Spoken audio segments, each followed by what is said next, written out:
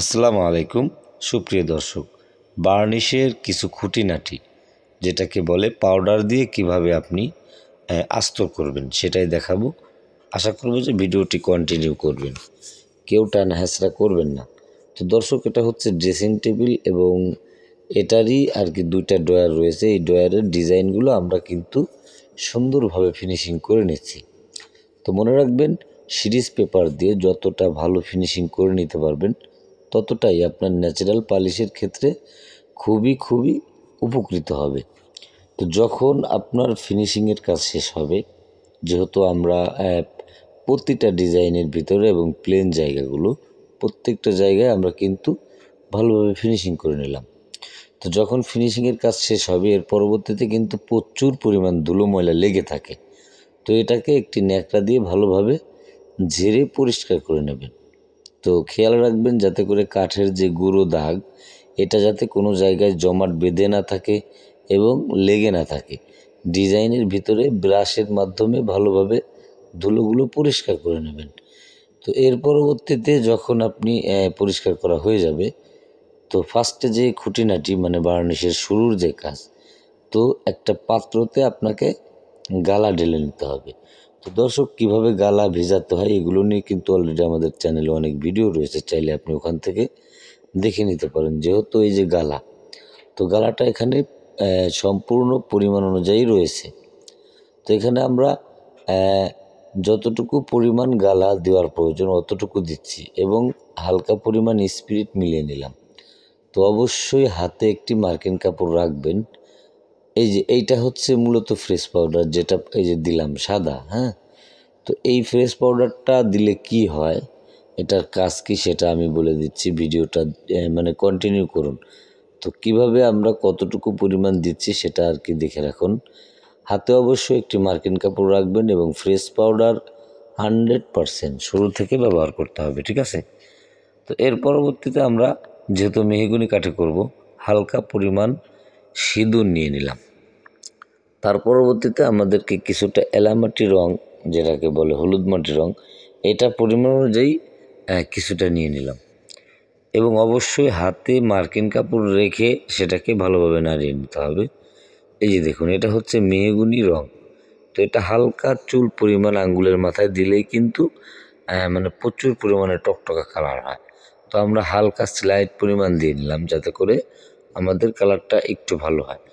তো যাই হোক, তার পরবর্তীতে সরাসরি ডিজাইনের ভিতরে প্রথম কোট শুকনো করে হাতে রাখা যে মার্কিন কাপড় রয়েছে সেটা দিয়ে ভালোভাবে শুকনো করে ডলে ডলে পোজ দিতে হবে এবং খেয়াল রাখতে হবে যাতে করে এই পোস্টটাতেও যাতে কোনো জায়গায় বেয়ে না পড়ে।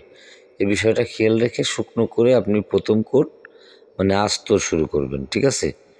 তো এভাবে আপনার যে জায়গাগুলো ফিনিশিং করা হয়েছে এবং যেই জায়গাগুলো আর কি দেখা যাচ্ছে যে কাঠের ফাইবার দেখা যাচ্ছে, প্রত্যেকটি জায়গায় আপনি সেম একইভাবে পোজ দিতে থাকবেন।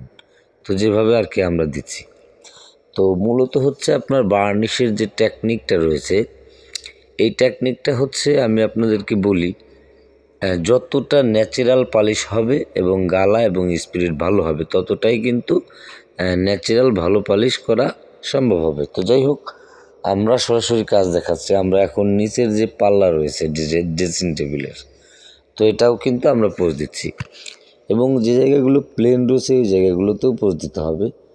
তো প্রথম কোট আপনি শুকনো করে মানে আমরা যেভাবে কাজ করি চাইলে এভাবে করতে পারেন। এভাবে করলে আপনার ফার্নিচারে অতিরিক্ত ধারটা থাকবে না, ঠিক আছে? আর যদি শুরু থেকে আপনি ভিজিয়ে ব্যবহার করেন, অতিরিক্ত মানে মাল মেডিসিন বেশি প্রয়োগ করেন, সেক্ষেত্রে কিন্তু আপনার প্রচুর পরিমাণে ধার হবে।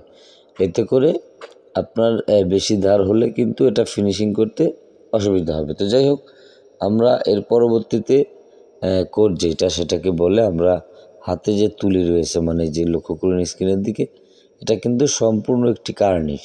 এই কার্নিশে অবশ্যই তুলি দিয়ে প্রত্যেকটি কোনাকানিতে ভালোভাবে পৌঁছে দিতে হবে, ঠিক আছে?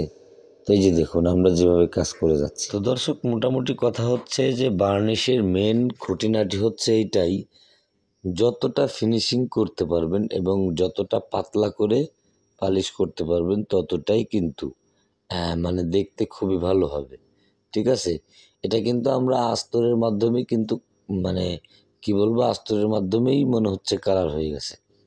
তো এই যে লক্ষ্য করুন, এর পরবর্তীতে আপনার প্রত্যেকটি ফুলের ভিতরে, প্রত্যেকটি ডিজাইনের ভিতরে আপনাকে তুলির মাধ্যমে কিন্তু পৌঁছে দিতে হবে, যাতে করে প্রত্যেকটি কোনাকানি মানে কোনো জায়গায় বাদ না থাকে। এই দিকটা খেয়াল রেখে আপনাকে কাজ করতে হবে, ঠিক আছে।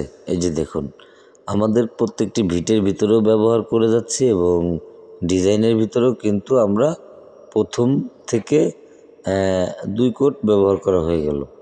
তো এইভাবে আপনি চাইলে অতি সহজেই যখন আপনার তুলির কাজ শেষ হবে, হাতে অবশ্যই একটি মার্কিন কাপড় রাখবেন, ওটা দিয়ে শুকনো করে মানে সবসময় পোজ দেওয়ার চেষ্টা করবেন।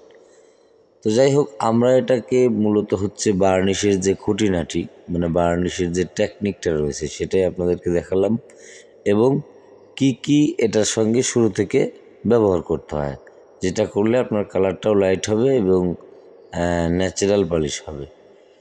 তো বন্ধুরা, মূলত হচ্ছে যে এটাই ছিল আসলে কমপ্লিট প্রসেসের একটি ভিডিও, ঠিক আছে। কিভাবে আপনি আস্তরের শুরু থেকে তৈরি করে ব্যবহার করতে হয়।